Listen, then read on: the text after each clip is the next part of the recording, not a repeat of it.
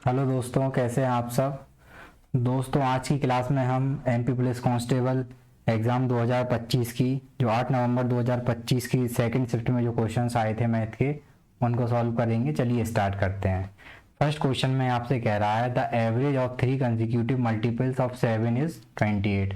What is the middle number among these 3 multiples. 7 के 3 क्रमागत गुणकों का औसत 28 है।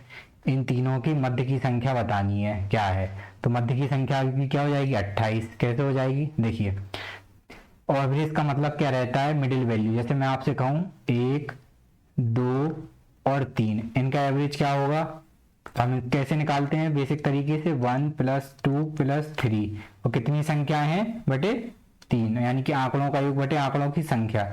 अगर हम इनको देखें, इनका योग करें तो कितना आएगा, 6। तो 6 का 3 से भाग देंगे, कितना आएगा एवरेज, 2। यानी कि एवरेज क्या आ गया, 2 मिडिल संख्या। ऐसी अगर इसका एवरेज 7 के 3 क्रमागत संख्याएं हैं, गुणक हैं, उनका एवरेज कितना है, 28। तो बीच की संख्या क्या होगी, 28 ही होगी। अगर हमसे तीनों संख्याओं की बात पूछें आपसे, तीनों संख्याएं कौन सी होंगी, उसमें से एक 28 होगी। 28 का अगला 7 का मल्टीपल क्या होता है, 35। 28 से एक पहले क्या होता है, 21। देखिए, अगर आप इनका एवरेज निकालेंगे तो भी कितना आएगा, 28 ही आएगा। यानी कि आंसर कितना आ गया आपका, 28 आ गया। नेक्स्ट क्वेश्चन देखते हैं। नेक्स्ट क्वेश्चन में आपसे कह रहा है 9 छात्रों के औसत अंक 55 है। यदि एक शिक्षक जिनके अंक 100 हैं को शामिल किया जाता है तो नया औसत 60 हो जाता है। तो अब कुल कितने लोग हैं। देखिए, तो क्वेश्चन में बेवकूफ बना रहा है आपको। आपसे पूछ रहा है कितने लोग हैं। पहले 9 छात्र थे, अब शिक्षक इसमें शामिल हो गया, एक शिक्षक, तो टोटल अब कितने लोग हुए, 10। सिंपल, इसमें तो कुछ था ही नहीं। क्वेश्चन में आपसे कह रहा है next, if the angle of pie chart sector is 45, what part of the total circle does it represent. एक पाई चार्ट में किसी खंड का कोण कितना है, 45 डिग्री है, तो वो कुल वृत्त का कितना भाग दर्शाता है। हमको पता है कुल वृत्त पूरा सर्किल कितने डिग्री का रहता है, 360 डिग्री का। आपको बताना है ये 45 डिग्री का खंड कितना भाग दर्शाता है सर्किल का। तो कैसे निकालते हैं, कोई चीज किसी टोटल कितना है, 45। 45 360 का कितना भाग है, कैसे निकालेंगे, 45 बटे 360। इसको सॉल्व करेंगे, क्या आएगा, 1/8। नेक्स्ट क्वेश्चन देखते हैं। आंसर क्या आ गया हमारा, ऑप्शन नंबर ए, 1/8। नेक्स्ट देखते हैं। नेक्स्ट क्वेश्चन में आपसे कह रहा है एक पाई चार्ट में आपको एंगल दिए हुए हैं 60, 90, 90, 75 और 45। सबसे छोटे क्षेत्र का कुल का कितना प्रतिशत प्रतिनिधित्व है। आपसे कह रहा है जो सबसे छोटा क्षेत्र है, तो सबसे छोटा क्षेत्र कितना है इसमें, 45। तो ये टोटल सर्किल का कितना परसेंट भाग है। तो कितना परसेंट भाग है, अभी हमने देखा है कि 45 डिग्री। और पूरा सर्किल का एंगल कितने डिग्री का रहता है, 360 डिग्री का। कितना प्रतिशत है, तो प्रतिशत में बदलने के लिए किससे गुणा करेंगे, 100% से। इसको सॉल्व करेंगे, कितना आएगा, 1/8। और 100 को 8 से भाग देंगे तो कितना आएगा, 12.5%। यानी कि आंसर कितना आ गया, 0.125। ठीक है, परसेंटेज हटाएंगे, क्या आएगा, नीचे 2 जीरो आएंगे। इसको सॉल्व करेंगे, कितना आ जाएगा हमारा, 0.125। Option number A. नेक्स्ट देखते हैं। क्वेश्चन में कह रहा है the number of children in 7 families are 1 2 3 4 5 6 7। What is the median number of the children. आपको 7 परिवारों में बच्चों की संख्या दी हुई है, 1 2 3 4 5 6 7। माध्यिका पूछी है आपसे, माध्यिका। माध्यिका मतलब मीडियन। मैंने आपको बताया है लास्ट लेक्चर्स में भी कि मीडियन क्या होती है। मीडियन का मतलब होता है मिडिल टर्म। तो हमको संख्याएं दी हुई हैं, तो हमें इनका क्या निकालना है, मिडिल टर्म। तो एक चीज हमको ध्यान रखना है मीडियन निकालते टाइम, हमेशा जो भी हमको डेटा दिया हुआ है, जो भी संख्या दी हुई है, उनको हम पहले बढ़ते हुए क्रम में लिखते हैं, असेंडिंग ऑर्डर में। तो यहाँ ऑलरेडी असेंडिंग ऑर्डर में लिखा हुआ है, तो हमको लिखने की जरूरत नहीं है। तो यहाँ 7 संख्याएं हैं, तो हम अगर मिडिल टर्म निकालना हो तो मिडिल टर्म कैसे निकालते हैं, ठीक है। मिडिल टर्म कैसे निकालते हैं, n+1/2। यहाँ 7 संख्याएं दी थी, 7 + 1/2 कितना आ जाएगा, 4th। यानी कि हमारा जो 4th टर्म होगा वही हमारी क्या होगी, मीडियन। तो 4th टर्म क्या हो जाएगा हमारा, 4 ही है। देखिए, इसके आगे भी 3 संख्या है, इसके पीछे भी 3 संख्या है, यानी कि मिडिल टर्म यही हो गया आपका, क्या, 4। तो 4 ही आपकी क्या हो जाएगी, मीडियन। मीडियन का मतलब होता है मिडिल टर्म। आपको याद रखना है हमेशा, मीडियन मतलब क्या होता है, मिडिल टर्म। तो हमको मिडिल टर्म निकालना है। मिडिल टर्म कैसे निकालते हैं, सबसे पहले हमको जो भी डेटा दिया हो उसको असेंडिंग ऑर्डर में लिखना है। हमें उसमें देखना है सबसे बीचों बीच कौन सी संख्या आ रही है, वही हमारी क्या हो जाएगी, मीडियन हो जाएगी।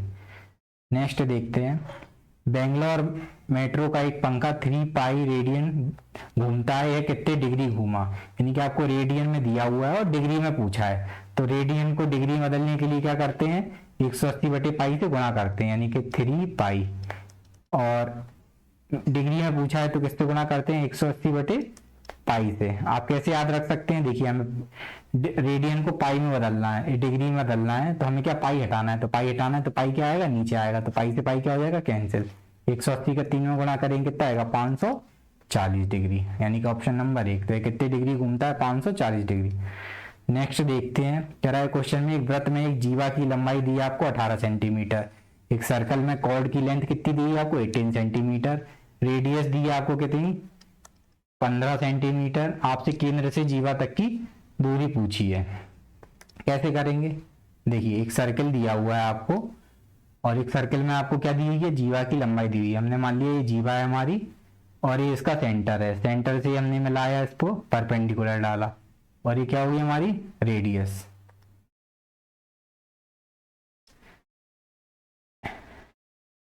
ये हो जाएगी हमारी, ये रेडियस हो गई।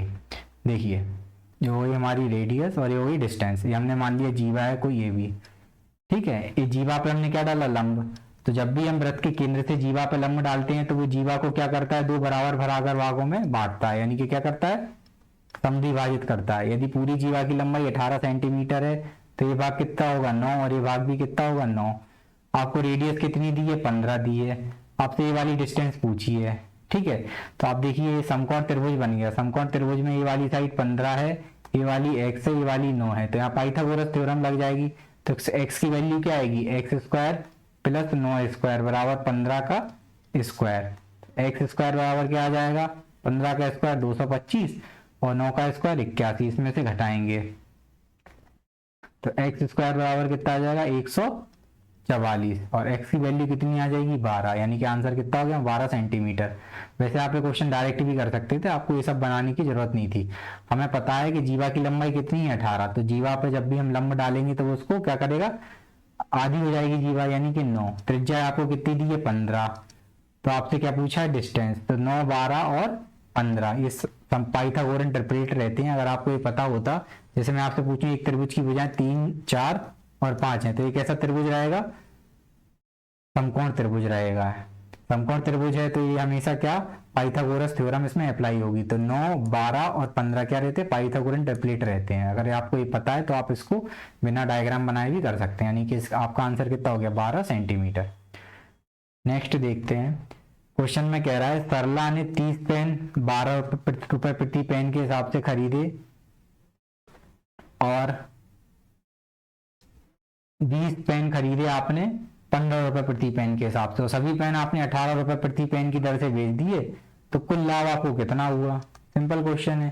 देखिए आपने 30 पेन खरीदे 12 रुपए प्रति पेन के हिसाब से, 12 रुपए प्रति पेन के हिसाब से 30 पेन कितने आएंगे, कितने के आएंगे, 12 3 36, 360 के, प्लस आपने फिर 20 पेन खरीदे 15 रुपए प्रति पेन के हिसाब से, तो कितने के आएंगे टोटल, 15 दूनी 30, यानी कि 300 के।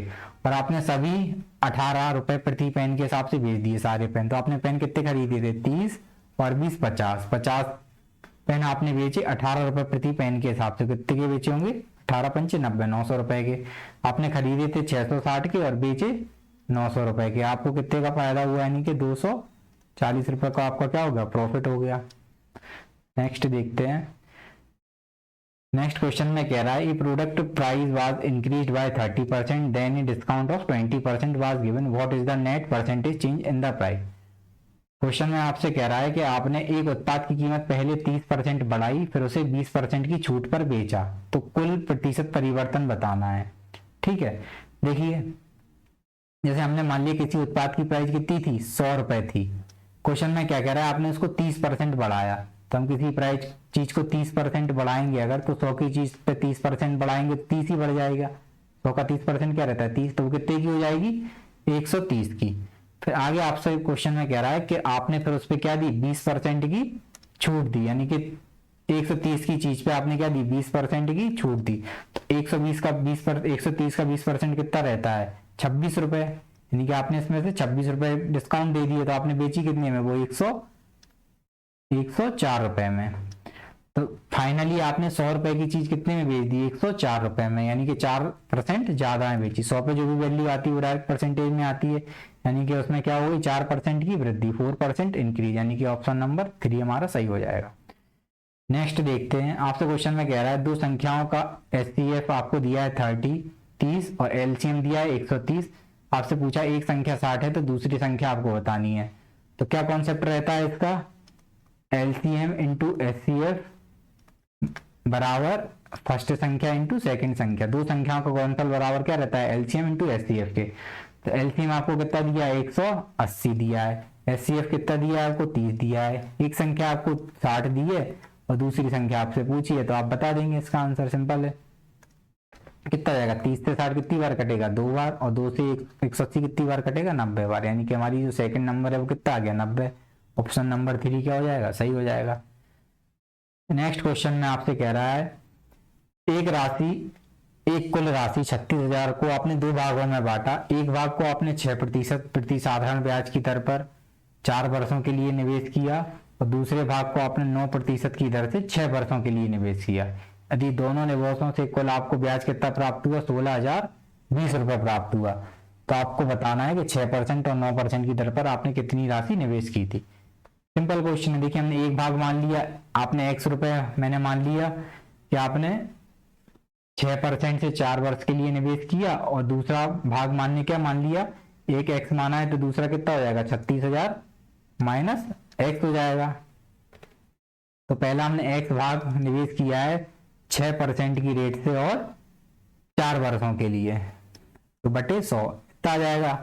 साधारण ब्याज क्या रहता है, मूलधन गुणा दर गुणा समय बटे 100, प्लस दूसरा भाग कितना आ जाएगा, 36,000 माइनस x, और इसको हमने किस रेट से निवेश किया है, 9% की रेट से 6 साल के निवेश किया है, बटे 100, और बराबर हमको टोटल ब्याज कितना प्राप्त हुआ, 16,020 रुपए प्राप्त हुआ। बस हम इसको सॉल्व कर देंगे, हमारे क्या आ जाएगा, आंसर आ जाएगा। चलिए सॉल्व कर देते हैं। देखिए ये कितना हो जाएगा, 6 चौको 24, यानी कि 24x बटे 100, प्लस इसको सॉल्व करेंगे तो कितना हो जाएगा, 9 6 54 हो जाएगा, ये है ना 54। अब इसको सॉल्व करेंगे, देखिए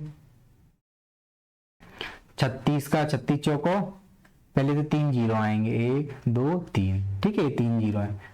और फिर आगे सॉल्व करेंगे, 36 का 4 में गुणा करेंगे, 36 चौको 144 की 4, हासिल आई कितनी, 14, फिर 36 पंचे 180, 180 14 194, यानी कि आ गया आपका 19 44 000।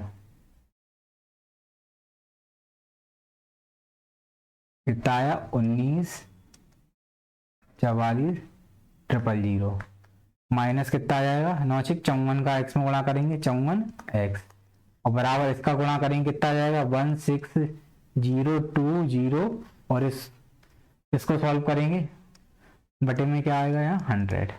अब हम इसको सॉल्व करेंगे, क्या आएगा, देखिए 24x प्लस 1944 माइनस 54x, और इस 100 का उस साइड गुणा कर देंगे हम, तो 16020 और 00। आगे सॉल्व करेंगे, देखिए इसको सॉल्व करेंगे, उस साइड जाएगा, 54 में से 24 जाएंगे, कितना बचेगा, 30x, बराबर इसको सॉल्व करेंगे अगर हम, तो देखिए 3 जीरो, फिर उसके बाद क्या आएगा, 4 में से 2 गए, 2 बचा, फिर 4 में से 0, फिर 4 में से 0 जाए कितना बचेगा, 4, फिर 9 में से 6 जाए कितना बचेगा, 3, यानी कि x की वैल्यू कितनी आ जाएगी, 1 0 से 1 0 कैंसिल, इसको 3 से काटेंगे, 3 एकम 3 और 114 00, यानी कि एक भाग की वैल्यू क्या आ गई, 11,400। 11,400 के ऑप्शन में, हाँ देखो ऑप्शन नंबर 2 है, यानी कि पहला भाग हमने निकाल लिया क्या, 11,400, एक ही ऑप्शन में 11,400 है, तो हमारा आंसर कितना हो जाएगा, 11,400। सिंपल है, क्योंकि एक ही ऑप्शन में 11,400 और किसी में तो है नहीं, हमें दूसरा भाग निकालने की जरूरत ही नहीं है। नेक्स्ट देखते हैं, क्वेश्चन में आपसे कह रहा है, नेक्स्ट में मनीष एक भूखंड को 2,20,000 में बेचता है, जबकि उसने इसे मूल सूची मूल्य पर 45% की छूट दी थी। छूट लागू करने से पहले भूमि का मूल्यांकन क्या था? क्वेश्चन में आपसे कह रहा है कि आपने कोई वस्तु जो है भूमि है वो आपने 45% की छूट देकर आपने उसको 2,20,000 में बेचा। अगर आप किसी चीज पे 45% की छूट देंगे तो आप उसको कितने बेचेंगे? 55% में, यानी कि 55% की वैल्यू ही आपको कितनी दी है? 2,20,000 रुपए। आपसे क्या पूछा है? छूट लागू करने से पहले भूमि का मूल्य क्या था, मतलब आपको ओरिजिनल पूछा है। ओरिजिनल प्राइस क्या था? तो ओरिजिनल प्राइस तो पूरा 100% होगा। 100 पे आपने 45% की छूट दी थी, तभी आपने कितने बेचा था? 55% में। यानी कि आपसे 100% की क्या पूछी है? वैल्यू पूछी है। तो इसको सॉल्व कर देंगे हम। कैसे करते हैं? ठीक है, वैसे तो 4 लाख है इसका आंसर, क्योंकि 55 से कितना गुना है? 4 गुना। तो ये भी कितना होगा? 4 गुना कि 4 लाख। यही आपको पूरा देखना है तो हम कैसे करेंगे? देखिए, बटे 55 इंटू 100। हम ऐसे सॉल्व करते हैं 100% की वैल्यू। 55 से कितनी बार कट जाएगा? 4 बार। और 4 का है 3 जीरो जी है, 2 जीरो ही है, तो कितना आ जाएगा हमारा आंसर? 4 लाख। यानी कि ऑप्शन नंबर 3 सही हो जाएगा हमारा। नेक्स्ट देखते हैं। क्वेश्चन में कह रहा है एक वृत्त की त्रिज्या 7 सेंटीमीटर है, उसकी परिधि बताइए। तो वृत्त की परिधि का फॉर्मूला क्या होता है निकालने का? 2 पाई आर। त्रिज्या हमको कितनी दी है? 7 सेंटीमीटर। तो 2 पाई की वैल्यू कितनी रहती है? 22/7। और आर की वैल्यू कितनी हमको दी है? 7। तो 7 से 7 कैंसिल हो जाएगा, यानी कि कितना आ जाएगा? 44 सेंटीमीटर। ऑप्शन नंबर 2 हमारा क्या हो जाएगा? सही हो जाएगा। नेक्स्ट देखते हैं। क्वेश्चन में कह रहा है एक regular hexagon has a perimeter of 72 metre. What is the length of one side? आपसे कह रहा है कि रेगुलर हेक्सागन है। रेगुलर का मतलब क्या होता है? कि जिसकी सभी साइड बराबर हो। उसका पेरीमीटर आपको दिया है क्या? 72 मीटर। आपसे पूछिए उसकी एक भुजा की लंबाई। तो हमको पता है कि हेक्सागन है। हेक्सागन में कितनी भुजाएं होती हैं? 6। तो 6 भुजाएं होती हैं। उसका पेरीमीटर आपको दिया है क्या? 72 है। हर भुजा हमने ए मान ली, तो 6a की वैल्यू आपको क्या दी है? पेरीमीटर क्या होता है? सभी भुजाओं का योग। 6a बराबर क्या? 72। तो a की वैल्यू कितनी आएगी? 12। यानी कि हर भुजा कितनी आ जाएगी? 12 मीटर। यानी कि ऑप्शन क्या हो जाएगा? Option number 1। परिमाप दिया है। परिमाप का मतलब होता है किसी फिगर में जितनी भी भुजाएं हो उन सबका क्या होता है? योग। तो षटभुज में कितनी भुजाएं रहती हैं? 6 भुजाएं रहती हैं। 6 भुजाओं का योग आपको क्या दिया है? 72। तो हर एक भुजा कितने की हो जाएगी? 6 से भाग दे देंगे।